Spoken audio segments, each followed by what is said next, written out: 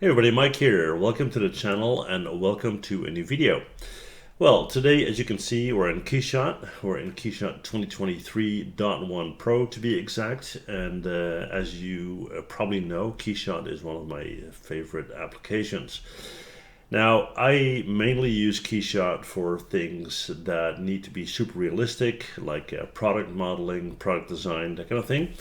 And in this video in Keyshot, we're going to be talking about Toon shaders. Now, when we talk about Toon shaders, a lot of people think, well, wait, that's for cartoons, right? That's kid stuff. I don't use it. Well, you couldn't be more wrong. Especially if you are into product design, you will have to at some point probably do a presentation where you're showing layouts of components, where you need to create a semi see-through model. You may need to make manuals, leaflets, all that kind of stuff, right? So I'm going to quickly show you where you can find it and how that works. First, we're going to set up our environment here. I'm just going to go up to Window, and I want in the library my material menu on the left, and I want my project menu on the right, which is going to be my scene. All right. Now I'm going to go up to File. I'm going to go to Import, and on my desktop I have a model called the Flyer. Now, I did this model a long time ago. It's the Wright Flyer. It's the Brothers Wright, you know, the plane, if you will. And that's what we're going to be working with. Now, I want this to be sitting a little bit in the sky, if you will. So in my scene menu, I'm going to select the Flyer here. I'm going to go up to Tools. We're going to go to Geometry Tools, click on the Move tool, and then we're going to take the gizmo and pull it up a little bit, right, just for the shadows. Now, in that environment here, you can turn on your ground reflections if you like. You can do the occlusion ground shadows if you want, and I'll just show you the difference. And again, depending on what you're going to use it for. The ground reflection is not too much going on because the ground isn't reflective, but if it is in your scenario, you know that you can do that, right? Okay, so we got that in position. Now let's look at the Toon shaders. We got this easy search bar set up here under materials. So I'm just going to type Toon, and then you get a whole bunch of them.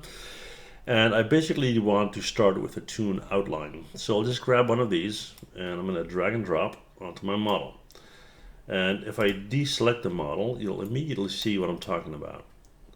This is absolutely something you would see if you were, for example, working on a manual, right?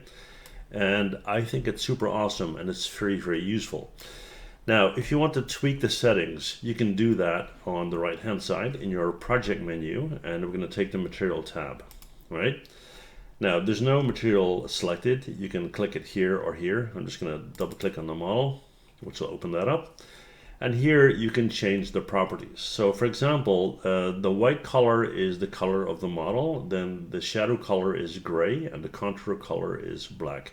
If you want that to be a different color, I don't know, reddish, for example, you could do that. And I'm actually going to choose a color for the simple reason that we're going to play with the opacity in a little bit, right? So let's do this for a minute. Okay.